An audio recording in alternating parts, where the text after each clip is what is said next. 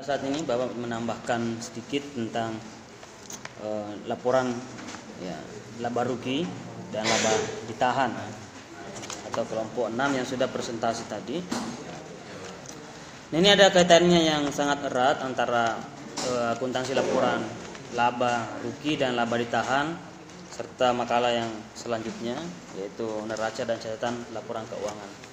Nah, neraca dan catatan laporan keuangan ini yang sering diabaikan oleh banyak pihak selama ini, sehingga ketika terjadi inflasi itu tidak siap atau mengalami kewalahan itu. Jadi neraca laporan keuangan ini seperti misalnya memahami beban yang harus dibayarkan oleh perusahaan dalam waktu singkat itu. Kadang-kadang itu diabaikan.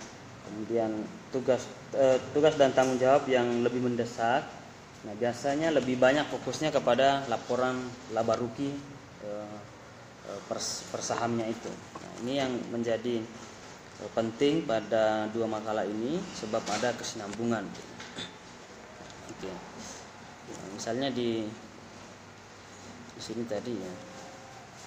Misalnya di laporan neraca ini. Nah, ini sampai akhir-akhir ini investor hanya fokus pada laporan laba rugi dan pendapatan per lembar saham. Dia hanya menghitung keuntungan dari setiap perusahaan itu.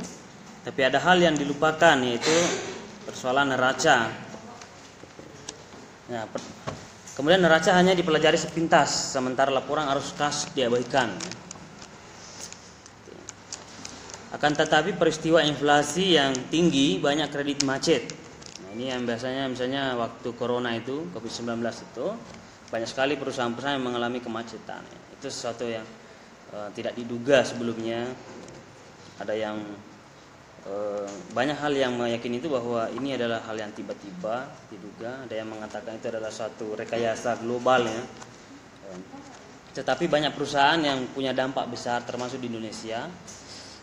Tapi bukan hanya peristiwa-peristiwa itu, tapi itu hanyalah salah satu bagian dari satu inflasi.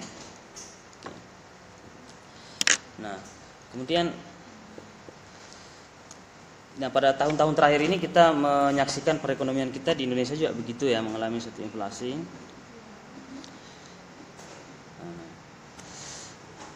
Banyak terjadi bahwa laba per lembar saham dapat diantisipasi jika laporan keuangan tidak diabaikan. Jadi ada laporan keuangan termasuk neraca tadi. Nah, ada likuiditas. Jadi likuiditas itu kemampuan untuk memenuhi seluruh kewajiban yang harus dilunasi segera dalam waktu singkat.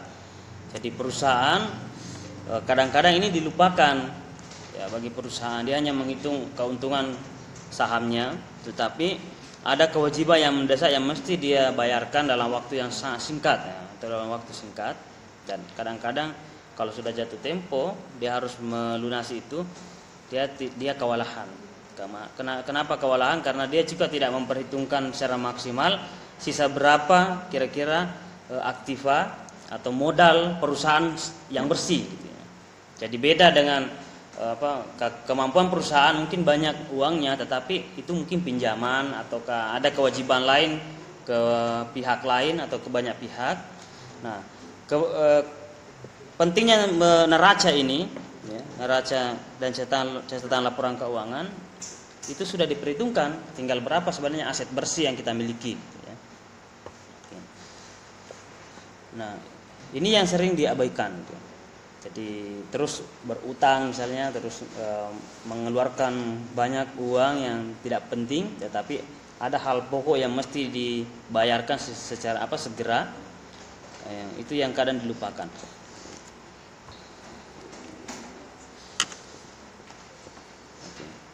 Kemudian ada fleksibilitas ya. Nah, fleksibilitas keuangan maksudnya ini adalah ketika suatu waktu perusahaan mengalami permasalahan ya secara tiba-tiba, itu bisa menyesuaikan diri secara cepat, baik itu dari segi kemampuan keuangan dan lain-lainnya. Itu namanya fleksibilitas. Nah, itu pentingnya perusahaan mendalami namanya neraca dan laporan keuangan.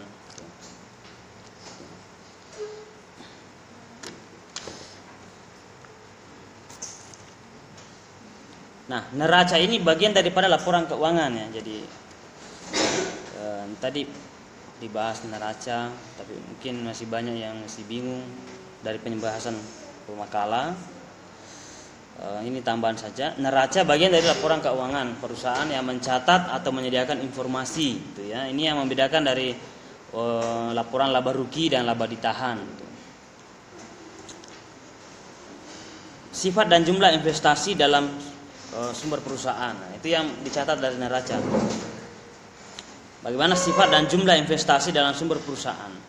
Jadi Anda investasi dari sumber-sumber perusahaan itu tercatat atau dicatat secara maksimal. Kemudian kewajiban perusahaan terhadap kreditur. Sudah berapa banyak kredit yang yang ditangani oleh satu perusahaan atau yang sedang berlangsung pada perusahaan. Itu yang penting. Kreditnya banyak, apakah sesuai dengan pendapatan gitu ya, dan pengeluaran. Oke.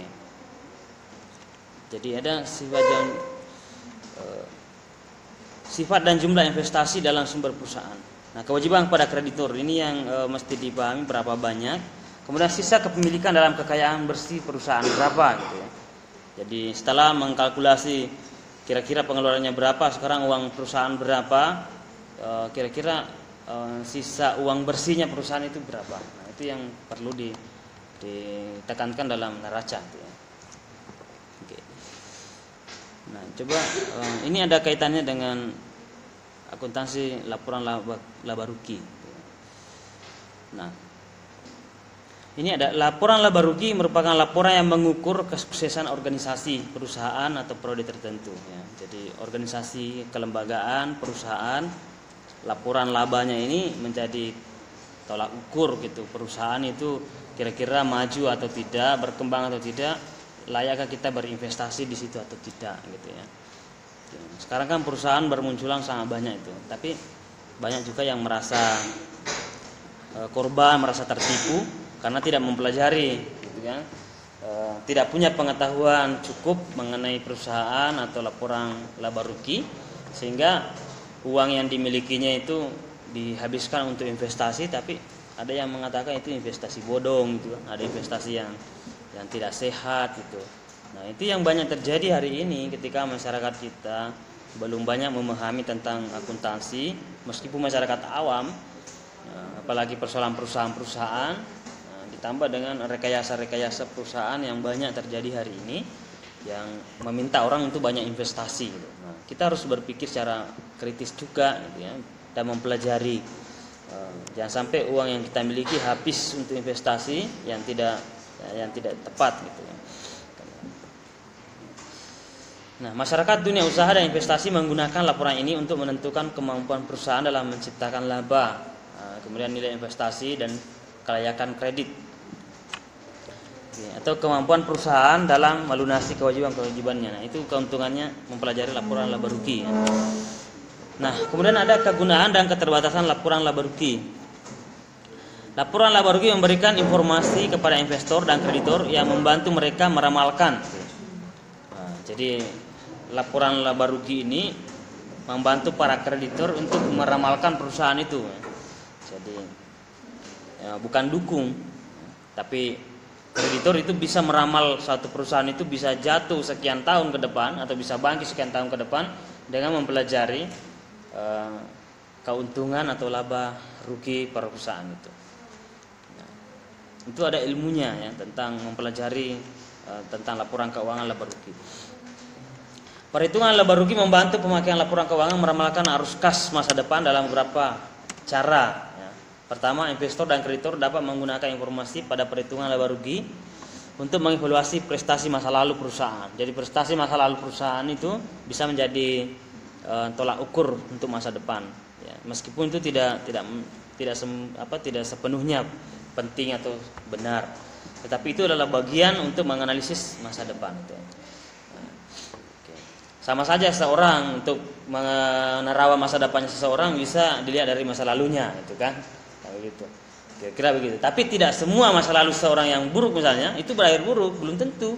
Bisa saja di masa depannya lebih cerah itu dengan berbagai pelajaran-pelajaran yang dipetik atau menjadi hikmah di masa lalunya. Nah, begitu juga dengan perusahaan. Meskipun keberhasilan di masa lalu tidak harus berarti keberhasilan di masa depan ya. Nah, tapi itu banyak yang terjadi. Nah, perhitungan laba rugi membantu pemakai menentukan risiko tingkat ketidakpastian dari tidak mencapainya arus kas tertentu ya. Jadi itu membantu para investor atau kreditor dalam berinvestasi. Kedua, perhitungan laba rugi digunakan oleh pihak-pihak selain investor. Jadi ada selain investor dan kreditor itu ada hal yang menikmati laporan laba rugi itu. Ya, bukan hanya orang-orang yang berkecimpung di situ atau ingin berinvestasi. Misalnya para pelanggan untuk menentukan kemampuan suatu perusahaan memberikan barang jasa yang diperlukan. Ya. Dari pelanggan pun juga bisa menganalisis satu perusahaan, kira-kira persediaan barang yang kita butuhkan untuk bulan ini, bulan ke depan, tahun-tahun depan, itu bisa dilihat dari laporan keuangannya. Gitu ya. Oke. Kemudian serikat pekerja, ya, jadi selain dari karyawan, misalnya investor, kreditor, kemudian ada yang lain, yaitu misalnya serikat kerja. Ada yang biasa mengatakan serikat buruh. Serikat kerja biasanya ini digunakan untuk menganalisis kira-kira gaji karyawan saat ini dengan pendapatan hasil perusahaan kira-kira sudah sebanding atau belum.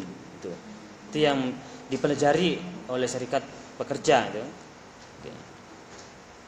Misalnya serikat pekerja menelaah laporan laba rugi perusahaan. Oh, ini kira-kira ini tidak selayaknya digaji seperti ini, mestinya gajinya sekian itu ya, bertambah dari hal pada saat ini atau tahun ini atau tahun belakangan.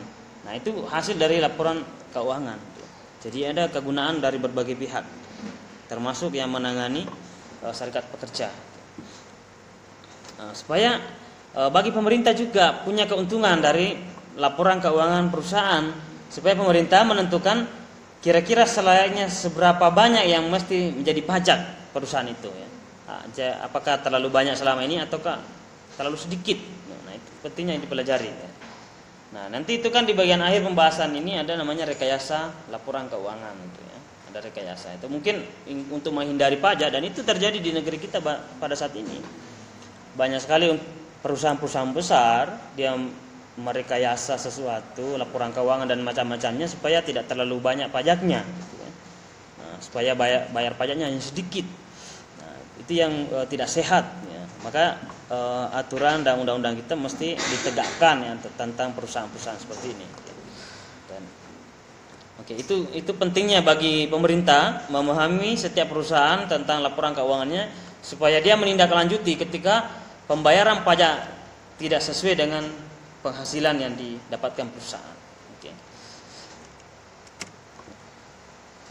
Nah, ini ada keterbatasan laporan keuangan atau laporan laba rugi. Yang pertama, pos-pos yang tidak dapat diukur secara akurat tidak dilaporkan.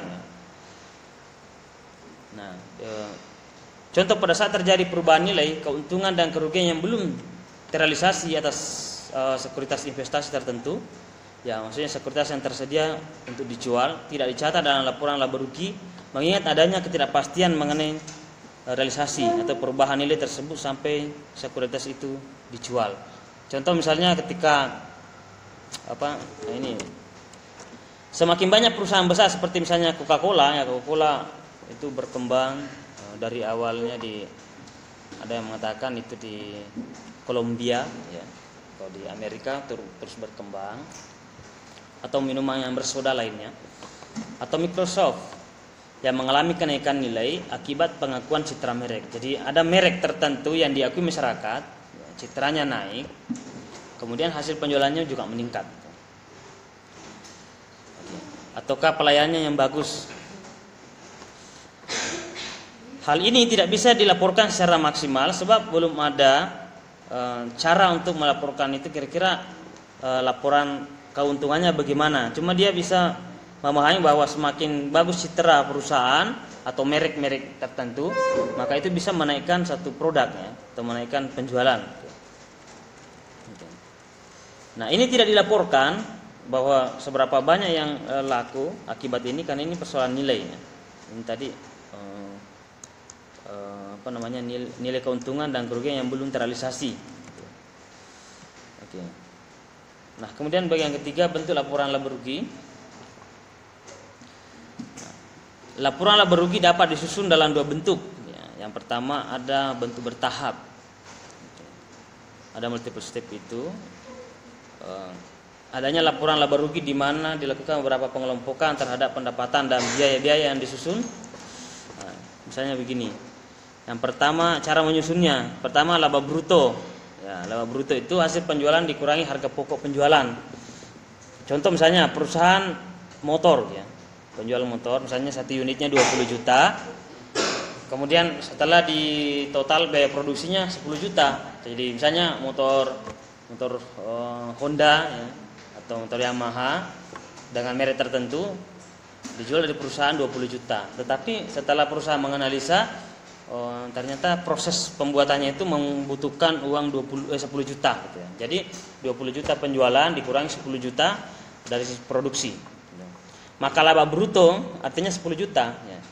Jadi 20 juta tadi penjualannya satu unit, kemudian dikurangi 10 juta hasil produksi, berarti brutonya itu 10 juta. Yang kedua susunan dari laporan ini laba usaha bersih, yaitu laba bruto dikurangi biaya-biaya usaha. Jadi setelah dikurangi 10 juta itu dikurangi lagi dengan pengeluaran yang lain gitu ya, biaya-biaya yang lain. Seperti misalnya sewa gedung ya, gaji karyawan dan macam-macamnya. Itu dikurangi lagi situ per unitnya. Termasuk gaji karyawan dan pajak gitu ya. Nah, itu cara menyusunnya. Kemudian ini cara menyusunnya ini agak-agak panjang karena dilaporkan semua gitu. Kemudian laba bersih sebelum pajak, yaitu laba usaha ditambah dan dikurangi dengan pendapatan dan biaya yang di luar usaha. Jadi ada laporan laba bersih sebelum pajak. Jadi setelah dikurangi pengeluaran kepada karyawan-karyawan, kepada sewa gedung dan macam-macamnya, dikurangi lagi. Ya, itu dilaporkan kemudian dikurangi lagi dengan pajak. Nah, makanya di bagian akhir nanti laporan laba itu di bagian akhir karena hasil bersihnya. Nah, ini poin keempat susunannya, laba bersih sesudah pajak, yaitu laba bersih sebelum pajak dikurangi. Nah, bagian yang terakhir laba bersih dan elemen-elemen luar, biasanya itu laba bersih sesudah pajak. Nah, ini bagian akhir disimpan atau diletakkan setelah semuanya sudah dikeluarkan gitu ya. Nah, begitu cara menghitung laba rugi ya, dan laba ditahan itu. Laba ditahan itu misalnya ada keuntungan perusahaan tapi diinvestasikan lagi untuk membeli produk lagi, itu namanya laba ditahan ya. Jadi misalnya perusahaan dengan menjual 10 unit motor misalnya, 10 saja dulu, berarti keuntungannya tadi 10 juta kali 10 ya, ada 100 juta, kemudian dikeluarkan biaya-biaya yang lain, misalnya tinggal 50 juta. Nah, 50 juta ini diinvestasikan lagi sebagiannya, misalnya 25 juta untuk bahan bakunya, maka itu namanya laba ditahan ya. Jadi itu sebenarnya sudah keuntungannya perusahaan, tapi itu menjadi laba ditahan sebab dia ingin membeli produk dia ingin membeli bahan baku lagi untuk menciptakan suatu produk gitu. Ya, itu namanya laba ditahan. Ya, itu termasuk keuntungan. Nah, itu bukan utang tapi itu sudah keuntungan gitu ya. Nah, ini bagian yang terakhir, bentuk laporan laba rugi yang kedua disebut sebagai satu langkah. Oke. Nah, ini simpel karena tidak terlalu banyak yang harus kita laporkan. Ini hanya dua pilihan ya. Dalam bentuk ini tidak dilakukan pengelompokan pendapatan dan biaya ke dalam kelompok usaha, tetapi hanya dipisah antara pendapatan, laba, dan biaya kerugian. Cukup tiga itu. Oke. Ada pendapatan, ada atau laba, dan ada kerugian. Nah, itu cara menyusunnya. Oke, mungkin itu yang jadi tambahan. Kemudian yang nanti makalah temannya dibaca saja. Nah, ini yang terakhir tentang rekayasa laba. Ini biasa yang terjadi. Motivasi untuk memenuhi target laba dapat membuat manajer atau perusahaan mengabaikan praktek bisnis yang baik. Tidak sehat itu. Misalnya akibatnya kualitas laba dan pelaporan keuangan menjadi menurun rekayasa laba tidak hanya berkaitan dengan motivasi individu manajer, tapi bisa juga untuk kepentingan perusahaan. Misalnya untuk membuat citra perusahaan itu baik di masyarakat, maka rekayasa laporan keuangannya itu dibuat meningkat gitu ya. Mungkin sebenarnya rugi atau pendapatannya hanya sedikit, tapi dibuat menjadi banyak gitu. Untuk apa? Kepentingannya untuk perusahaan. Nah, bisa saja bukan untuk kepentingan perusahaan, ini bisa saja juga kepentingan yang lain. Oke. Bisa saja kepentingan untuk direktur atau pemimpin. Misalnya manajer seringkali melakukan ini karena ada bonus tertentu. Misalnya ditentukan di perusahaan siapapun manajernya ketika mencapai pendapatan sekian, maka akan mendapatkan bonus. Misalnya dalam waktu 1 tahun atau 2 tahun itu nanti dapat mobil. Nah, ini bisa membuat para manajer itu merekayasa laporan keuangan. Ya, sebenarnya tidak sampai sekian keuntungannya, tapi dibuat melambung tinggi keuntungannya karena ada motivasi tertentu dari seorang manajer yang menjadi aturan bahwa kalau mencapai target sekian akan mendapat bonus sekian itu. Ya. Itu bisa menyebabkan adanya rekayasa laba.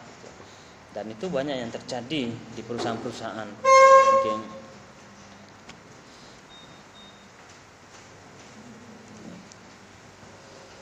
Mungkin itu yang sempat